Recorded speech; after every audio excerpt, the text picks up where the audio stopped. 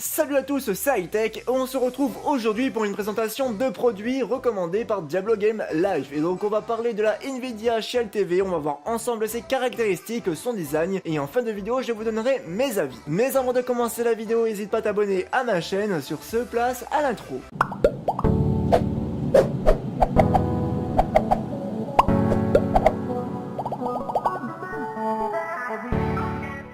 La Nvidia Shield TV est à la fois un lecteur multimédia haut de gamme et une console de jeux de salon. On retrouve en résolution d'affichage du 4K UHD à 3840 x 2160 pixels et du Full HD à 1920 x 1080 pixels. Animé par un processeur Nvidia Tegra X1 avec 3 Go de RAM et un GPU Nvidia 256 cores. Elle possède 3 Go de mémoire vive. Niveau stockage interne, on retrouve du 16 Go. La Nvidia Shield TV Android TV comporte une prise HDMI 2.0, un slot pour carte micro SD, SDHC et SDXC et de port USB 3.0. Niveau design, on retrouve une box aux couleurs noire et verte et pas très épaisse. La Nvidia Shield TV coûte 199,96€ avec un adapteur secteur, un câble HDMI, un câble USB et une manette Nvidia Shield Controller. Mes avis. Étant donné que je n'ai jamais testé cette box, je vais alors vous faire partager des avis sur le net et mes avis sur papier. Cette box est sous Android, on a la possibilité de jouer à des jeux en streaming, de lire des vidéos en HD et donc c'est plutôt pas mal. Niveau jeu en streaming local fonctionne plutôt bien, même s'il y a beaucoup de jeux qui ne sont pas compatibles ou souffrent parfois de bugs divers. Côté multimédia, une fois Kodi installé, c'est un vrai plaisir de constater la réactivité de la machine et le nombre incalculable de codecs décodés. Concernant Android TV, eh bien on sent qu'il est encore jeune et qu'il doit encore mûrir. Beaucoup d'applications ne sont pas encore dans le store, mais il est toujours possible d'installer directement les APK